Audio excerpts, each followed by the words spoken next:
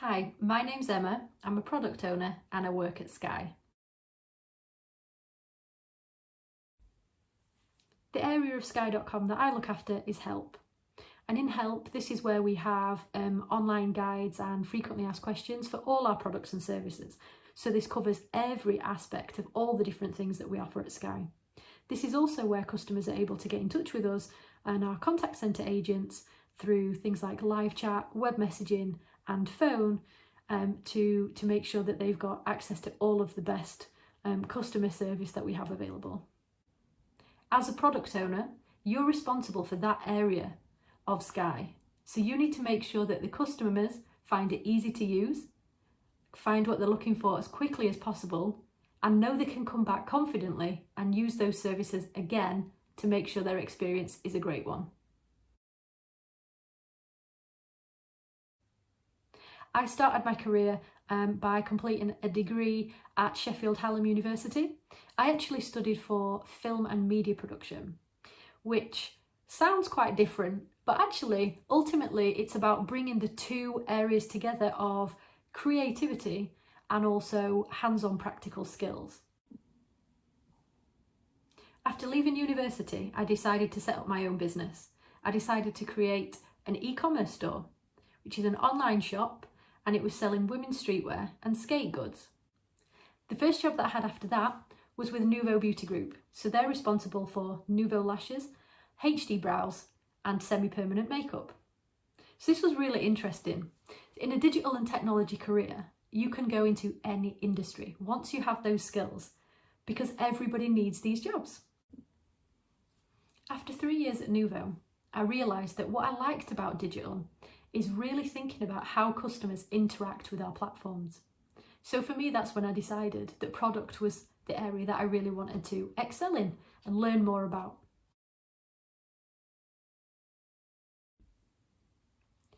What I really like about being a product owner is that you're trying to tell a story that doesn't exist yet. You're setting a vision for something that you can create from scratch and see it right through from beginning to end. You're creating technologies of the future.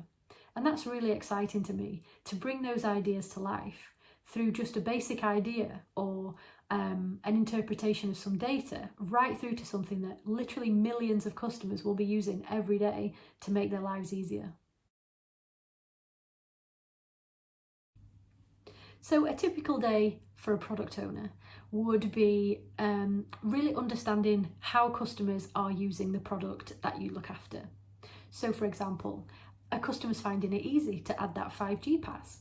A customer's finding it easy to pay their bill. We use lots of different technologies to understand whether customers are frustrated or whether they're finding these journeys easy, and then we can identify pain points in order to then write some new strategy, have some new ideas, and find some problems to solve.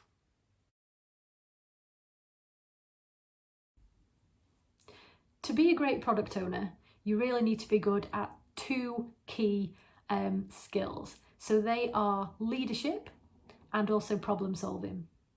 So effectively within the Scrum team, so that is comprised of developers, a product owner, a business analyst, a Scrum master and a tester, you really need to set the vision for the product. You need to work on the strategy on what it is we're going to deliver and how we're going to measure that success. So the leadership skills there are really about trying to make sure that everybody in that team understands what it is that you're trying to achieve. So they really need to believe in, your understanding and your passion and your positivity to deliver something that will really have a positive impact, both on the platform itself, but on our customers. So leadership is really, really important. And with that, communication. If you can't communicate what it is you're trying to do, it'll be very difficult for anybody else to be able to deliver what it is you want them to do. Another skill is problem solving. So effectively, a product owner is really trying to solve problems on a daily basis. So we really need to understand what is the data telling us about usage on our websites. What are customers trying to do? Are they having problems? Are there some pain points? How can we overcome them? So each day is about understanding those customers, understanding what we can do to help them, and really set that vision for what those next steps are going to look like.